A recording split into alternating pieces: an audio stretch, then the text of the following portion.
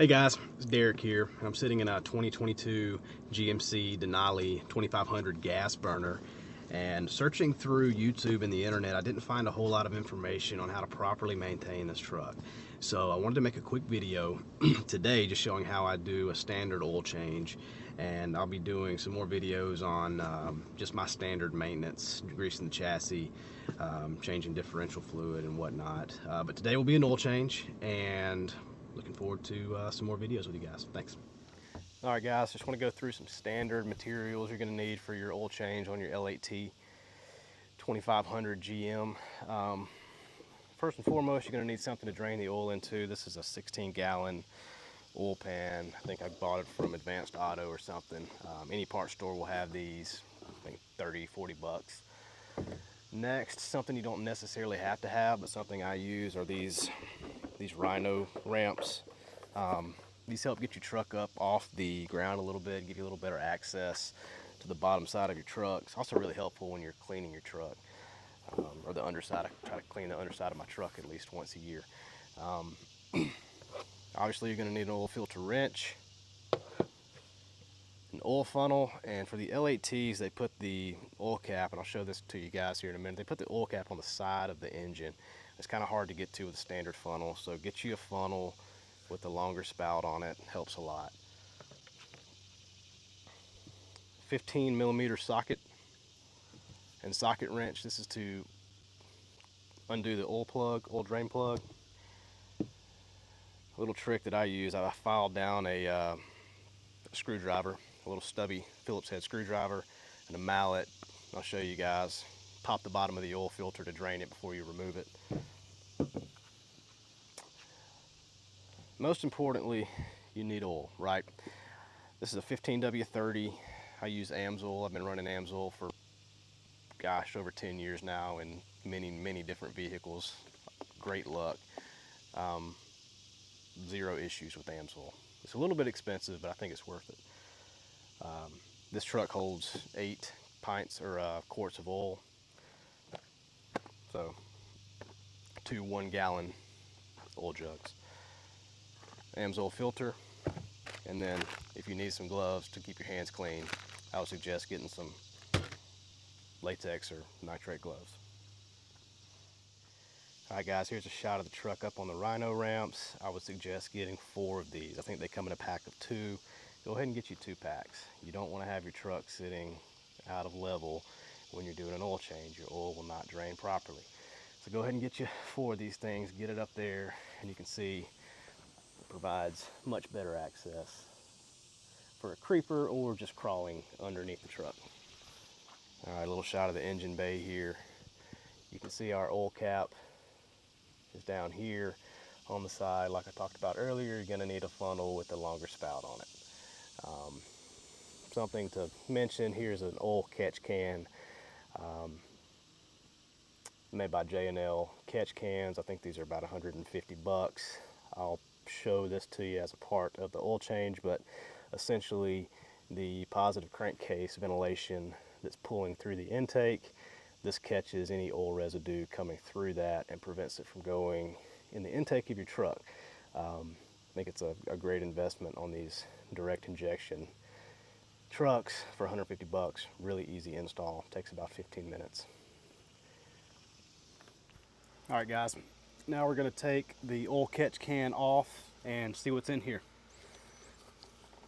I try to do this about twice every oil change, or I do this once during the oil change and then about halfway through the oil change period. Just unscrews, and this little cap comes off here. I'm going to pour it into this cup so you guys can see just how much oil comes out of this.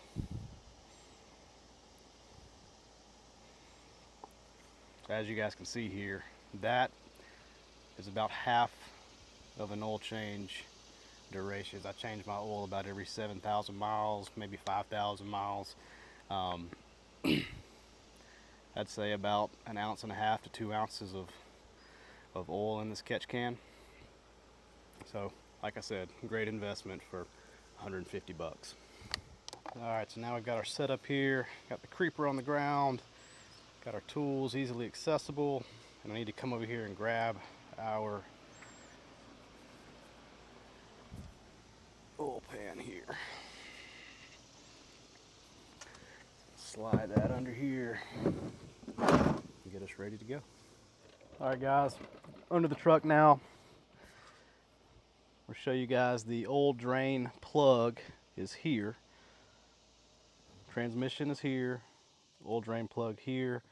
You can kind of see the bottom of the oil filter here. So what I'm going to do first is loosen the oil drain plug. I've made sure my cap is off of my oil drain canister here, and we're going to drain it into the canister. Okay, got my 15mm socket on a socket wrench. Remember, righty-tighty, lefty-loosey.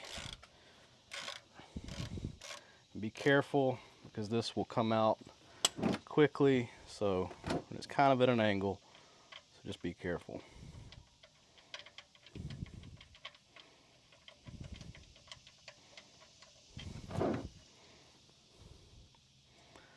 You let that drain for about 5 minutes or so. One thing that's important, keep your rag handy. Keep you cleaned up.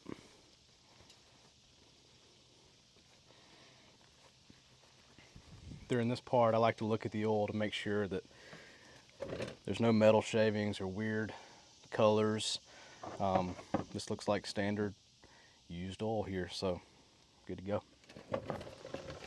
One thing I forgot to mention, guys, go ahead and pop the oil cap in your engine bay. It allows this oil to come out a lot easier, provides ventilation, and it doesn't gurgle when it's coming out, so it makes it a lot easier. So now that the oil is almost finished, I'm going to go ahead and put this plug back in. Just hand tight for now.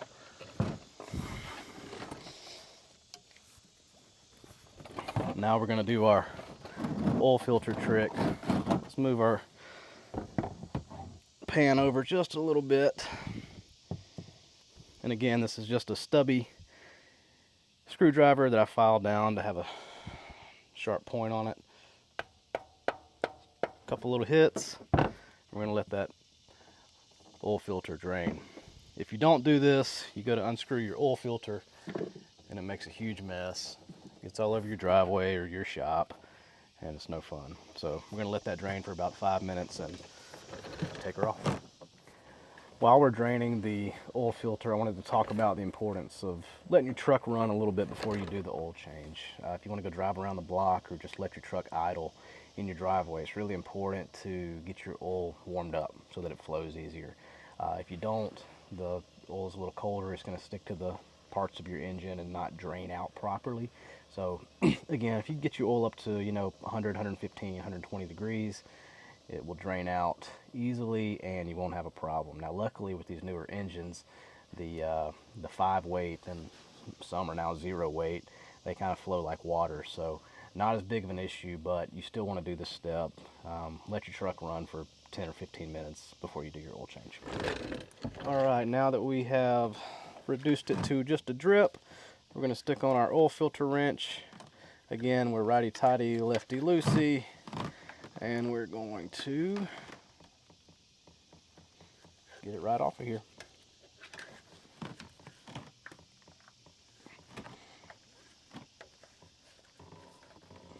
You'll notice that it'll start draining a little more as you release the pressure. So let that drain out.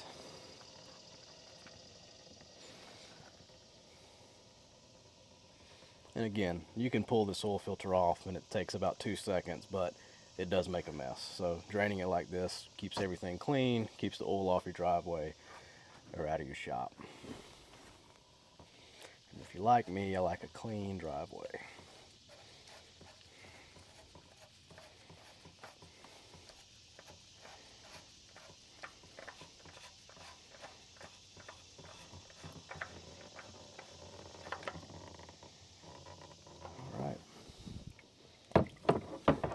Dump the filter down. It's got a little spot in the pan for the filter to sit. I'll let my filter wrench kind of sit in here too until I'm ready to clean up. And then I'm going to remove my drain plug once again, just to let any oil that's built up while we've been taking the filter off to drain out. All right, I'll let that sit for about 5 minutes and plug her back up and fill it up. All right, so now we have our new oil filter. I'm just gonna take my finger, dip it in the old oil, and kind of rub the seal around the top of this oil filter. Make sure we get a good seal when we screw it back in.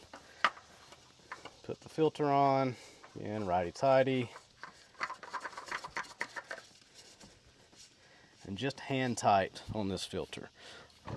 If you use your filter wrench and tighten it down really hard, it's going to be really hard to get off. So just hand tight, make sure you've got a good seal, you're good to go. Now that we're substantially done draining, I'm going to go ahead and put our oil plug back in, hand tight, and then use the socket to lock her down, not too hard. Now, take your rag we talked about earlier, wipe everything down real good. This keeps your underside clean and makes it really easy for the next time you do an oil change. If there's oil residue here, dirt will get built up on it, and then it's just a mess on your next oil change. So wipe everything down real good, and we'll see you guys up top. All right, guys, now we're up top side. Got my funnel with the long nose on it. I'm gonna stick it down in here. And again, as mentioned earlier, we've got 8 quarts of oil we're going to pour into this thing.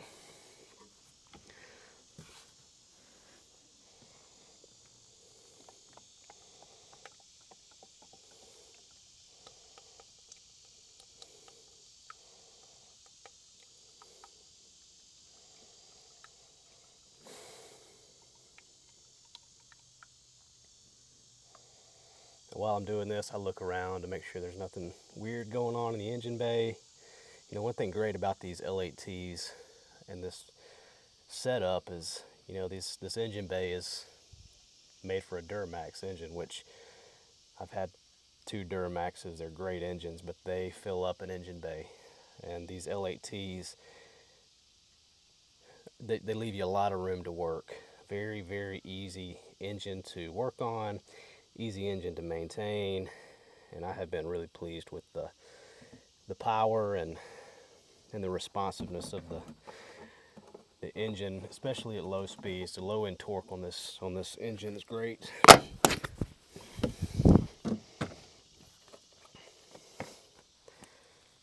right, 1 more gallon to go in this bad boy, and then we'll check the oil, make sure the stick is reading like we want it to.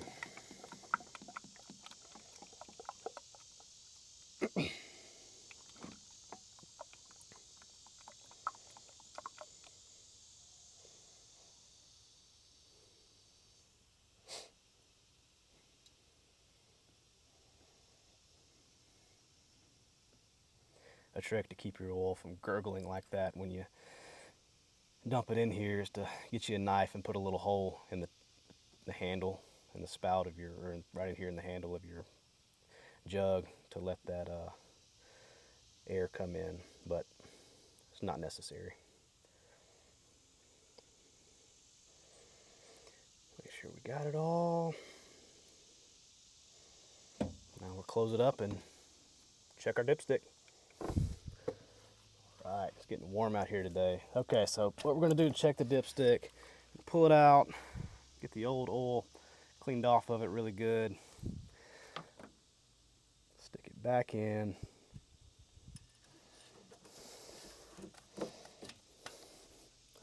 Leave it in for a minute. Pull it back out. We've got good clean oil right where it needs to be. So we'll put this back. Next step is going to be going inside the truck, crank it, make sure our oil pressure is reading right, Then I'll pop back up under the truck, make sure we have no leaks, and that's the oil change. All right, guys, we are back in the truck. I'm gonna go ahead and start it up.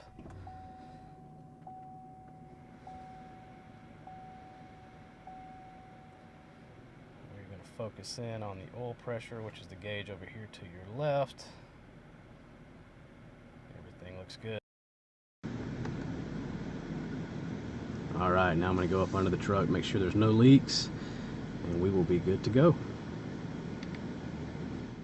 And guys, one real important thing you want to make sure you do, I forgot to mention this, but you got to reset your oil filter life on your DIC, your driver information center. To do that, you want to scroll to where you see oil life and just hold this button down for a few seconds.